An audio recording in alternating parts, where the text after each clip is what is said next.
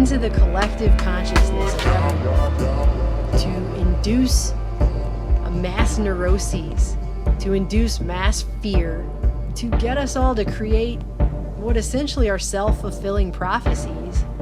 I'm going to show you something.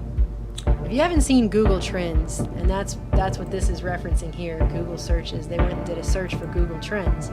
If you go check out Google Trends and type in a search term, you can see when the peaks and lows are of everybody searching for that term. Here I've typed in 9/11.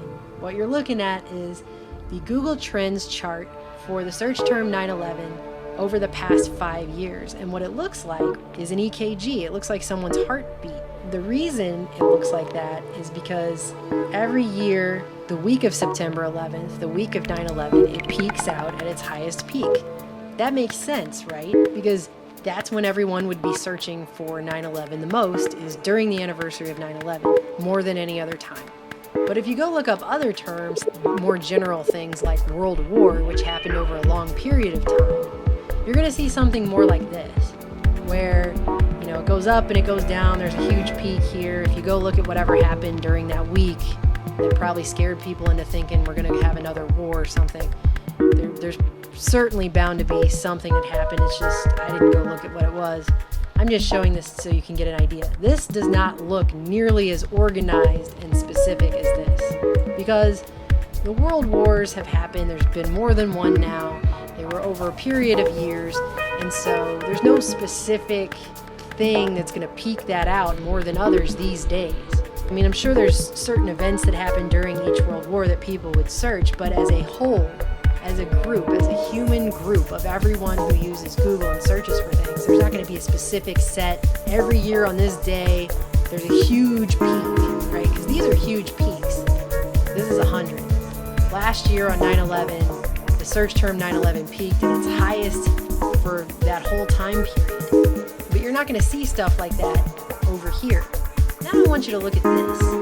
This is the Google Trends chart for the last 5 years for the phrase Cold War. Now the Cold War has been over for decades now. Supposedly it ended when I was a little girl. And there's talk that no, it never really ended, or it secretly is still going on today, or it's the Cold War 2.0, or it's the new Cold War. That's all beside the point too. Because what you're looking at is another heartbeat pattern for a search term that shouldn't have a heartbeat pattern. And what you'll notice about these peaks is it always happens in the middle of April through the middle to the end of May. It's about a 6-week period every year. People start really freaking out about the Cold War en masse worldwide. So like this year, for example, in 2013, the peak was April 14th to April 20th. In 2014, the peak was May 11th to May 17th. In 2015, it looks like it was between April 26th and May 2nd, all the way to May 10th to May 16th. 2016, it was May 1st to May 7th. So it's not even the same week every year. It's the same general time period. So what happened? Did we all just get the memo from Google worldwide? They just sent an email to all of us and said, hey, go look up the Cold War now. It's that time again. No, it means that every year they are injecting fear of the Cold War into everyone for a 6-week period of time. And it peaks out every year. And look how high, too. 100? That's a lot. That's the highest you can get on this chart for something that supposedly ended a really long time ago. No, they want people to think it never ended, and they want you to still be afraid of it, and they make sure that this gets injected every year. And if you actually look, there's a mini blip that happens in the November-December area every year as well. Sometimes there's a double blip, but it's another 6-week period every year in November and December that there's kind of a mini rise, and then the full one happens. So you have a mini freak out on the mass consciousness level in November, December, and then a huge one every year in this time period of April to May, when, by the way, historically a lot of false flags have taken place in this time period. Thoughts create reality. They really do. I have seen it happen so many times in my own life, and you've done it to yourself and not even realize it. How many times have you woken up in the morning and been like, oh, today is gonna suck? And then what happens? Does the day suck? Yeah, that's because you said it was going to. There's some real power there, but we're not supposed to ever talk about that, right? I want to show you this, and then I'm going to wrap this up. And you're going to either decide that I'm completely insane, or you're going to see what I'm trying to say here, and I hope that I've said it in a way that makes any kind of sense at all. I think this chart sums it up really well. This is how reality is built. And yeah, I totally just said built. It's not random, chaotic chance that means nothing, and nothing you do means anything, and nothing anyone thinks or says means anything, and it's all random and pointless, and we're just floating out in the random nowhere where nothing means anything. That's what they'd like you to think. They sure would. It makes you so much easier to control if you do. However, that's just really not how things work at all. It just isn't. Now, not in my life. I've seen it. I've seen the power of it. Personally. Start with knowledge, or lack thereof, because ignorance definitely breeds fear. You start with the available information.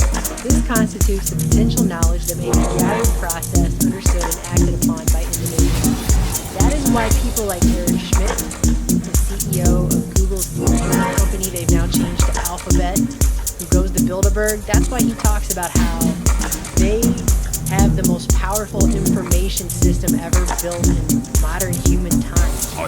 They have all the power, because that's what the information is. It used to be he who controls the oil, or he who controls the food. But these days, it's he who controls the information. You understand that Google ranks information, and those decisions have significant impact on people. Because Google definitely has the power and control of censoring information and manipulating what people see or don't see on the web. And that's huge. And he knows it, and he said so himself, and I've done videos where I've shown the clips. So you start with the available information that can be gathered, processed, understood, and acted upon by individuals. And that goes into the next step, which is understanding, or lack thereof, once again, the decision-making process, which is based on this information. This takes place in the human mind, and it's chosen by each individual based upon the information available to them.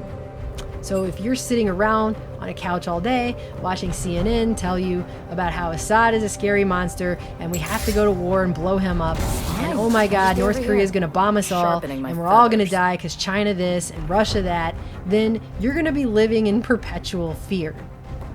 And anything that the government does in the name of that fear, you will support. And you're going to be much more supportive of bombing wherever, locations most people probably can't even point out on a map if they try. They don't even care. Sure, bomb them all, because I'm afraid. They're going to get me. Bomb them all. I'm scared. And support mass genocide and preemptive regime change, drone strike wars, and depleted uranium being unleashed upon. It's disgusting, the number of things, the atrocities, the human rights violations that will be supported by people who are continuously kept in a state of total fear.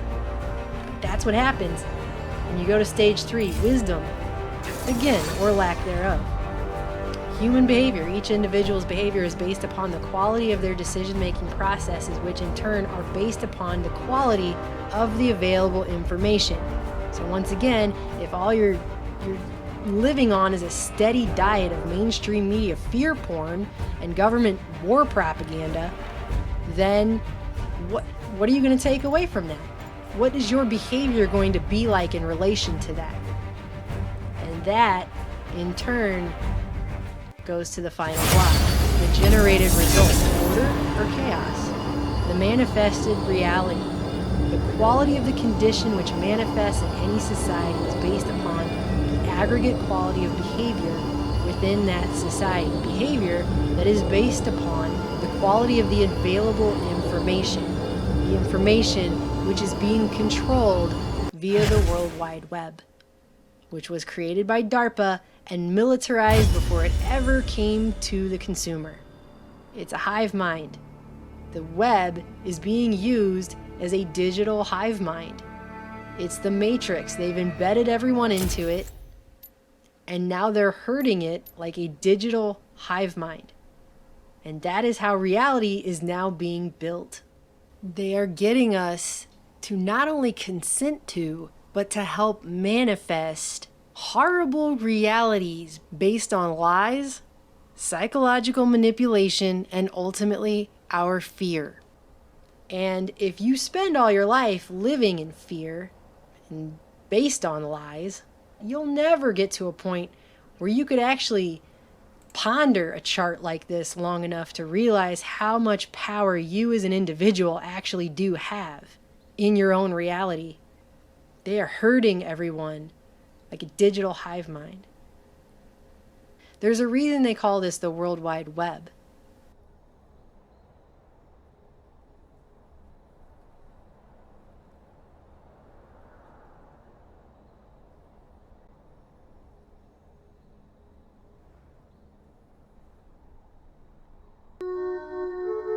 One way or another, every good conspiracy comes back around to the all-seeing eye, and every good conspiracy is in the eye of the beholder. That's why I found this one uniquely interesting, because it started with me just really misreading a word. I was looking through some old newspaper articles, just basically browsing, and I came across the word occultist.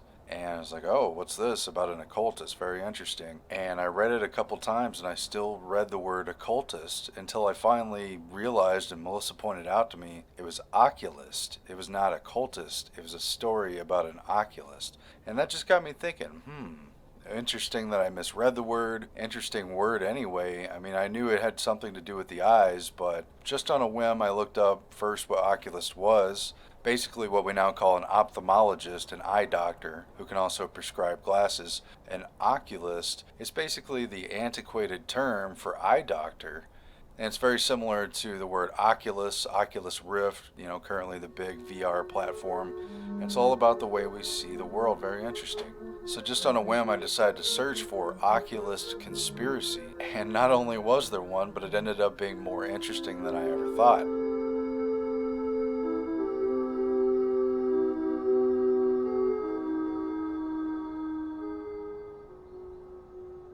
And the story pretty much starts with translating an old cipher. And so Wired Magazine back in 2012 wrote a really fascinating story about it. Basically, an academic who was translating old languages, who was an expert with languages, she was about to move to another institution, and her close working colleague gave her what he said was a top secret manuscript that she could work on late cold nights or whatever, because she was moving to Sweden. And it turned out to be a cipher that she couldn't crack after more than a decade of working with it, even though she's a qualified expert. But she ended up working with a machine translationist after seeing a lecture he was giving. And they used the same modern techniques that they're using to steer society, to make investments on Wall Street, and to track social behavior. They use these for machine translations, the same kind of software that Google Translate uses. And they say that instead of teaching rules about language as you would to a human student who's trying to learn a new language, they study the patterns and the frequency of words, and it becomes a likelihood of translation and an algorithm. It's done by a computer. And the Oculus conspiracy was unraveled after many years of a very tedious translation that was very difficult even with the machine. And it took them a while to find out that it was even written in German as opposed to other languages. And once they kind of had a hint at that, they started taking a crack at translating some of the letters, and these are very strange letters. There's a lot of symbols and a lot of accent marks. Basically, this is why they didn't even know. For a while, they didn't even know maybe this is just a hoax or something. They've called a lot of documents hoaxes, but it turned out they did not think this was a hoax because they found the pattern, basically. In the end, all these regular letters, the ones that are not accented, those became the throwaway letters. They started by trying to translate them, but it turned out those were the throwaway letters to reveal the actual code and show the spaces of words and the breaking up and everything. And even still, they didn't have a direct translation, obviously, for these strange symbols, but if it was written in a human language, they can pretty much eventually extract it. And what they found first was talk about secrets. And after they translated a few words, they discovered that they were dealing with an initiation document. And they found the phrase light hand. Finally, they took it to the archives and they found old secret societies where they had used the term light hand. And what was revealed from this very interesting code that was just so difficult, machine and man together almost couldn't crack it. What they found was they traced it back to a group that called itself the Great Enlightened Society of Oculist. And this ends up being pretty interesting. It's a very little known secret society, but it does appear to have been genuine, and it appears to have remained so little known because presumably this group actually did want to keep itself secret, unlike larger orders, the Freemasons. They hide in plain sight, for instance, even though their proceedings are in secret and it's staggered according to initiation rank and so forth. And so this document for a secret society of Oculist describes in detail the initiation ritual that they do to their members, and it's actually oriented around eye doctors, and they think the society peaked sometime in the 1740s.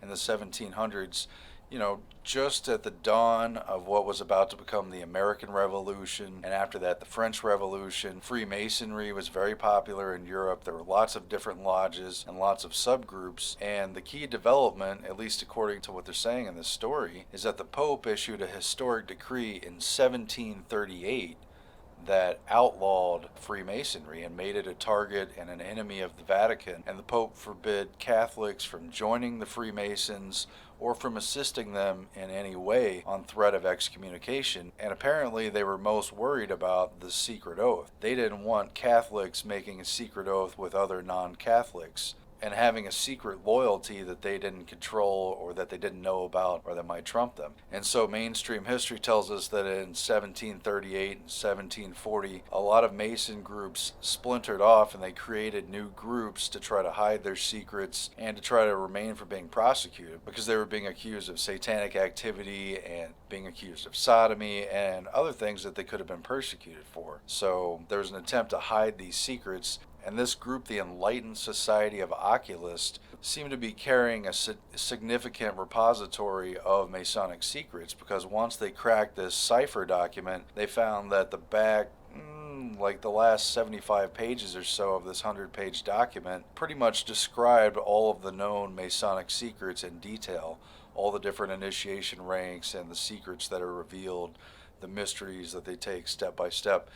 All of this was known at a time when it had not yet been exposed to the world. This document seems to have been written at a time when that would have been authentic, exclusive knowledge. And these oculists posed as if they really were real doctors. Their initiation ritual describes them as being the true doctors who can allow people to see, and that they're not like the other charlatans, which is interesting because there were oculist charlatans of the day. This guy in England, he would travel around Europe and he'd give big grandiose speeches and make a show of doing eye surgery when he ended up blinding and killing people, hundreds of people, even some of these classical music composers. And so they say they're the true eye doctors and they're not like that. And it's not clear if they really were practicing as oculist eye doctors or if that was just their cover for the secret society. But either way, it relates closely to the all-seeing eye.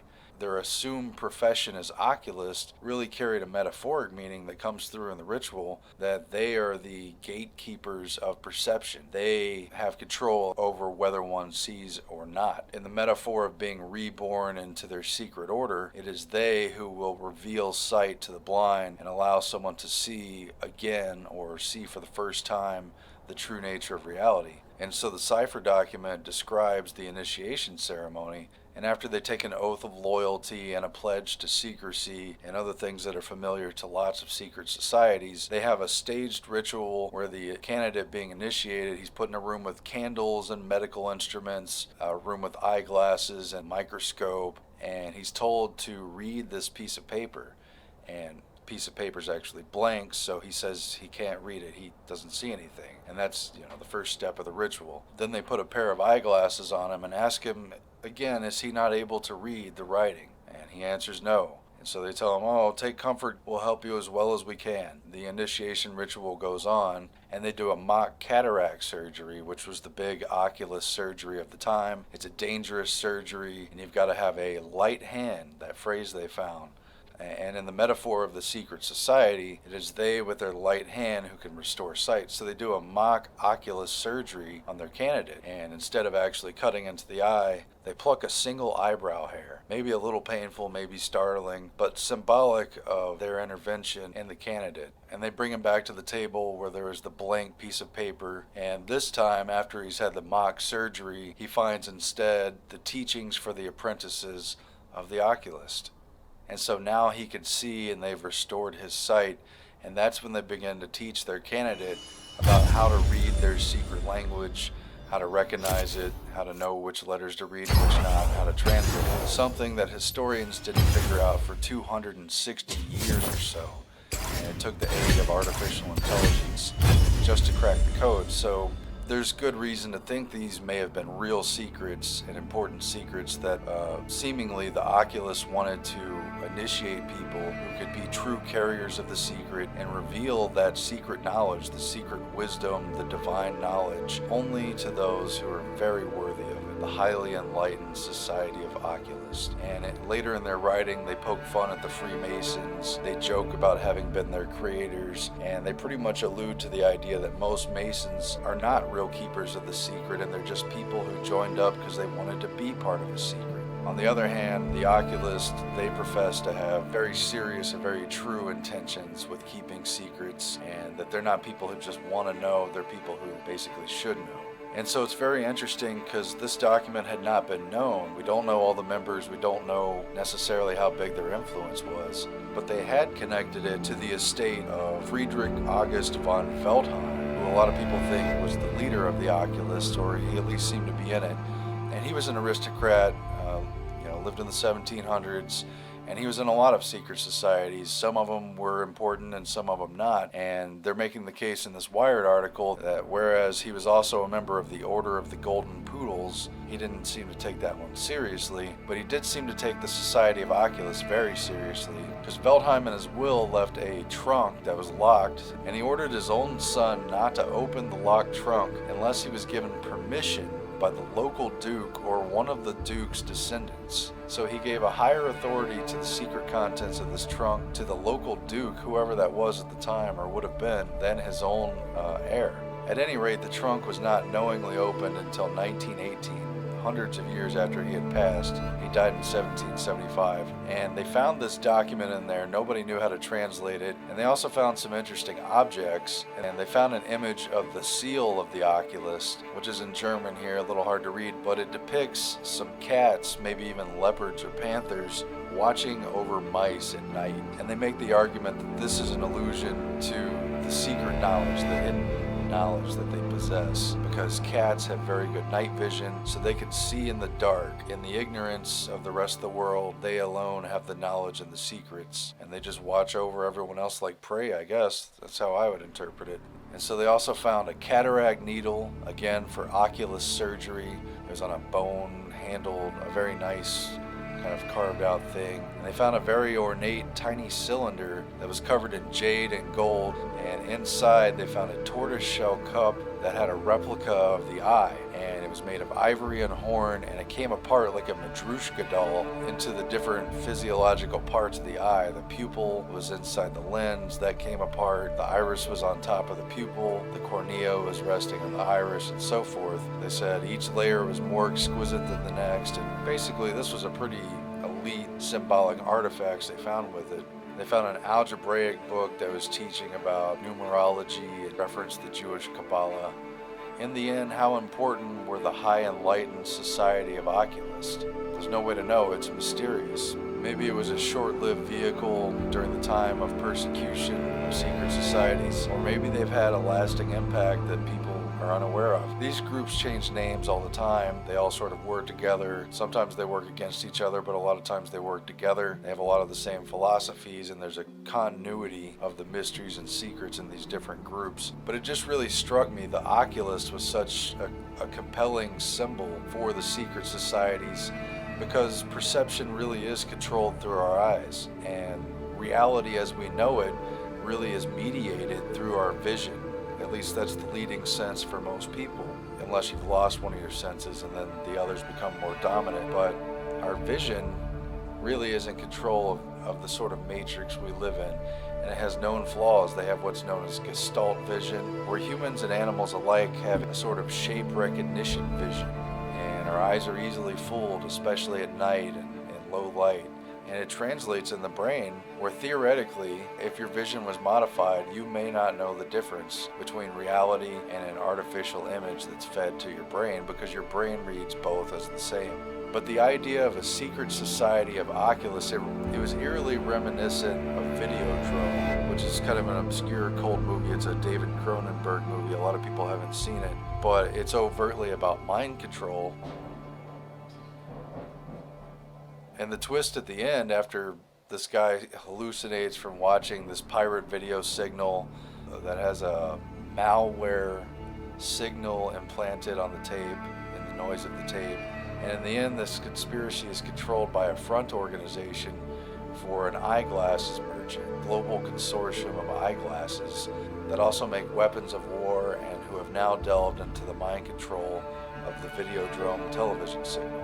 He confronts and destroys them at the end while they're having a trade show for the new line of glasses. And they have symbolic images of the Medicis saying, "The eyes, the window of the soul, love comes in at the eyes," and the whole theme that your eye is what connects to what's really inside of you, and it's the mediator between your world. And David Cronenberg, giving interviews for Videodrome, said, what your senses do, your vision, your hearing, your other senses, what senses do is the same thing as what psychotics do. They fail to distinguish between fiction and reality. Your senses, just like psychotics, don't know the difference between fiction and reality. They're just fed data, and your brain processes it, and your mind makes decisions based on that information. So if you were trapped in a false world, and your eyes were really playing tricks on you because what you were seeing wasn't really there, technically speaking, you wouldn't know the difference, or you may not know the difference. And that's what's creepy about Videodrome, and by way of metaphor and by way of symbolism, it's kind of what's creepy about the Society of Oculus as well, and whatever secrets they still hold from their time of prominence, and really just a few decades before the Bavarian Illuminati surfaced, and all these worldwide revolutions started, and a different sort of agenda began to play out.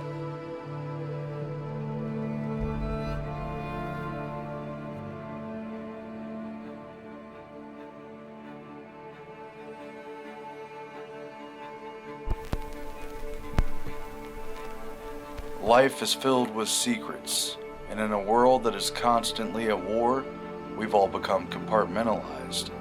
Nowhere is this more evident than in these secret cities, whose very existence was kept a mystery in order to achieve clandestine national security goals. Number 1, Los Alamos. Of course, Los Alamos is not secret anymore. It's a well-known part of the narrative of how the US constructed the first atomic bomb and used it to end World War II. But before it was dropped on Hiroshima and Nagasaki, it had to be designed, assembled, and tested. For that, the Army built a secret city from scratch, established in 1943 in the high altitudes of the New Mexico mountains. Los Alamos thrived on secrecy, with General Leslie Groves establishing a paranoid control grid where all phone calls were monitored, mail was read for signs of sabotage or spying, and the base even attempted to limit fraternization among the scientists and civilian personnel who were secretly stationed there. Employees were restricted from discussing any aspect of their work, and the project was highly compartmentalized. J. Robert Oppenheimer, the eccentric physicist in charge of the Manhattan Project's nuclear research, was appalled by General Groves' extreme secrecy and tried to minimize the surveillance culture, but to no avail. In hindsight, many believe that Groves' level of security actually hindered and slowed down the completion of the bomb, because everyone was so compartmentalized that very few even had a meaningful idea of what they were trying to accomplish. It was referred to by some as the Hill and known in military communications as Site Y, but it was absolutely off limits for the general public. Even today, Los Alamos maintains an air of quasi-secrecy. Although tourists are invited to visit the city's Bradbury Science Museum and learn about the atomic bomb, the Los Alamos National Research Laboratory, just a few blocks over, continues its highly classified national security work. and signs are everywhere in the city reminding you of the careful watch that is placed over the 12,000 or so inhabitants and all visitors. The 40s era watchtower and guard shacks remain a visible reminder of the previous era of secrecy, while we witnessed modern day extra security stationed in several places on the main roads, at gates, and bridges. We saw a family van pulled over with police searching through every nook and cranny of their car. Cars pulling over a white minivan of family. I guess we're lucky. We need to get the hell out of here. And we were pretty sure we were being followed more than once during our short visit to this secret city. Wow. That is creepy. You think that was the APB for us? And it wasn't just Los Alamos. The Army and the secret science enclaves also had secret facilities situated in Oak Ridge, Tennessee and Hanford, Washington to enrich uranium and plutonium. Number 2 is Ozorsk, but it was known under a code name, City 40. This secret city was founded in 1947 in the Soviet Union, just as the Cold War was intensifying. Its purpose was to house the workforce for the neighboring Mayak plant and secretly produce weapons-grade plutonium for Soviet Russia. Considered a closed city, Ozorsk didn't even appear on maps, and families who lived there weren't even allowed to talk about where they lived when they visited friends. Instead, they had to use code names or lie about where they were from. The city had a close-knit, almost cult-like atmosphere among the 15,000 or so inhabitants, who reinforced the special and patriotic secret mission of their off-the-map town. Children tested each other's loyalty, and harsh penalties were enacted for perceived traitors who might give away one of Mother Russia's most important secrets. Historians attribute hastiness to prevail in the Cold War for the total lack of safety precautions apparent inside City 40, the Mayak plant, and the surrounding area, which was widely contaminated with nuclear waste materials. In 1957, a nuclear waste storage tank exploded, releasing more radioactive material than Chernobyl. However, the incident was covered up and kept secret. Ozorsk remains inhabited today by some 90,000 residents, but is still closed off to the rest of the world. However, the 2016 documentary City 40 was filmed undercover there and revealed its story to the world for the first time. Number 3, Wunsdorf, a derelict city falling to ruin. Wunsdorf in Sachsen, Germany, some 25 miles from Berlin, was once a forbidden secret Soviet city and the largest Red Army camp outside of the USSR borders. Some 75,000 men once marched down the now decaying streets of what was then called Little Moscow, where a theater, an Olympic-sized swimming pool, statues of Lenin, and murals to the great space race with the United States have frozen the Cold War in time. During World War I, POWs were held at Wunsdorf, and in the lead-up to World War II, the city became the headquarters for the German armed forces. Nazis used Wunsdorf underground bunkers, built with meter-thick walls for secret communications. And years later, the city was still generally off limits, and locals had to get permission to enter. Shut down 5 years after the Berlin Wall fell in 1989, people were in such a hurry to leave. Families left their pets behind, and over 98,000 rounds of ammo. Today, for a small fee, you could take a tour of the Forbidden City, and if you have enough money, you could even buy the place. In November 2015, it was put up for sale at £3 million, and a promise to restore Wunsdorf to its former glory. Number 4 is known only as 404. China exploded its first nuclear bomb on October 16, 1964, but only after decades of working in complete secrecy. In order to accomplish this feat, China didn't just build a top-secret city, but declared an entire swath of desert a national security secret in the 1950s. In the remote reaches of far west China, the Gobi Desert was the chosen location where the People's Republic of China successfully assembled its first atomic bomb. 3 generations of Chinese people were sent to live and work in the city, which did not even have a name, and has come to be known as 404. Coincidentally, the same as the error code that tells an internet user when a requested web page is not found. Not found on any Chinese map, the city was built from scratch on the desert floor. Now apartment buildings, a vinegar factory, a rundown restaurant known as the Old Granny Hot Pot, 2 identical kindergartens designed by the Russians, a central city square with a statue of Chairman Mao, and Nuclear City Park with its rusty rides, fountain, and pavilion, all sit decaying in silence. Photographer Lee Yong grew up in 404 and returned last year to document the city. He said you could walk from one side of town to the other in just 15 minutes. Thus, the town had no buses, taxis, or even traffic lights. All residents of 404 were relocated in 2005, and today the empty city slowly rots in solitude. 404's only remaining residents appear to be sheep who have taken over the old nuclear park zoo. Number 5. Camp Century. This is the story of Camp Century. A secret city under the ice in Greenland. In 1960, the United States officially launched Camp Century with cooperation from the Denmark government and NATO. It was a highly publicized effort to build a nuclear-powered Arctic research station some 28 feet underground. Camp Century is buried below the surface of this ice cap. In this remote setting, less than 800 miles from the North Pole, Camp Century is a symbol of man's unceasing struggle to conquer his environment. Inside the uninhabitable 6,000-foot deep ice cap of Greenland. It was an expensive and unprecedented effort that involved carving out a massive system of tunnels in the ice and then constructing an underground city meant to house men and equipment, officially in an effort to better understand the challenges of living in such an extreme cold environment. But what the U.S. Army never told Denmark was that its real mission, under the clandestine Project Iceworm, was to build an underground network of mobile nuclear missile launch sites designed to span a vast area of more than 52,000 square miles, approximately the size of Arkansas.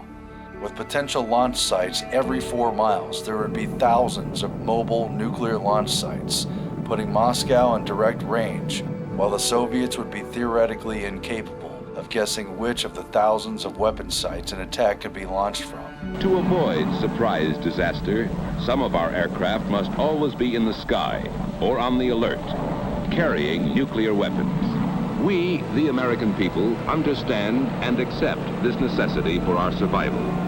But the project was officially closed down just 5 years later, after a scientific study found that the ice cap was shifting so rapidly that it threatened to collapse their expansive system of tunnels in just 2 years. Today, the melting ice core is again threatening to unleash one of Camp Century's other secrets, a huge cache of buried nuclear and toxic waste that could soon be exposed to above-ground life. Well, there really are 3 objectives. The first one is to test out a number of promising new concepts in polar construction, and the second one is to provide a really practical field test of this new nuclear plant. And finally, we're building Camp Century to provide a good base here in the interior of Greenland where the scientists can carry on their R&D activities. Now, does this have any immediate defense aspects? Well, not an operational mission, no. It's a big experiment, an R&D project. Camp Century was officially abandoned completely by 1966, and Project Iceworm was suspended. But considering that the U.S. Army kept its real mission secret from Denmark as well as the rest of the world, who's to say that the project ever really ended, or that there aren't similar sites and secret installations all across the world? Number 6 is located in India, or not, depending on who you ask. Secret nuclear cities are not just a relic of the past. Word is India is in the process of building a top-secret nuclear city in the Chalkier region, where large-scale excavation for something began in 2012. Although the Indian government has officially denied these claims as a, quote, figment of Pakistani imagination, 2 senior scientists involved with India's atomic energy sector have acknowledged the new complex's existence, with retired chairman of the Atomic Energy Commission R.K. Sinha recently quoted as saying, "We should be proud that we have the technology for uranium enrichment. There are countries like Iran who have been blamed for clandestinely acquiring the technology, and the Pakistanis have been accused of stealing from somewhere. We have done it ourselves. Let us be proud of it. Nothing else matters." According to Foreign Policy, India has already received roughly 4,914 tons of uranium from France, Russia, and Kazakhstan, and the nation has agreements with Canada, Mongolia, Argentina, and Namibia for additional shipments. A new study published by the Institute of Strategic Studies Islamabad concluded India now has sufficient material and capabilities to build somewhere between 356 and 492 nuclear bombs. In the past 2 to 3 months alone, India has signed more than 50 arms deals totaling a whopping $3 billion, including emergency defense deals with Russia, France, and Israel. Kinda makes you wonder, does the country know something we don't?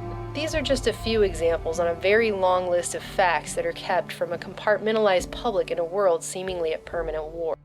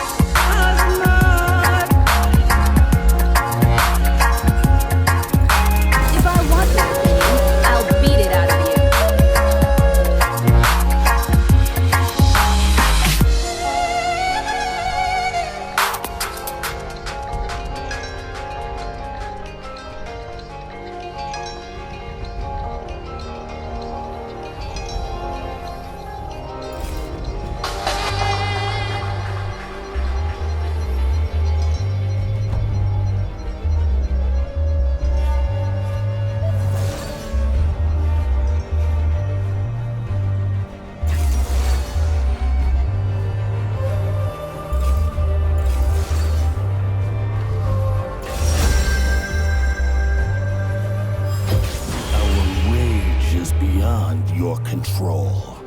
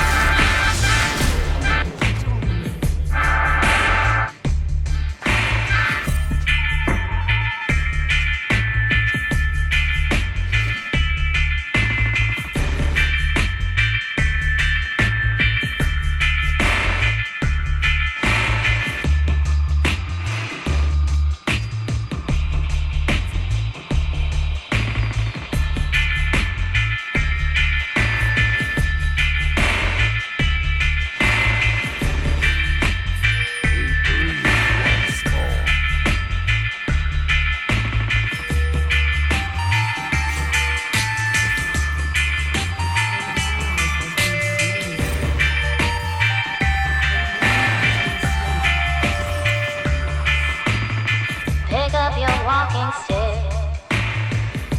Your life is like a candle wick. You learn to crawl before you run. Pick up your walking stick. Pick up your walking stick.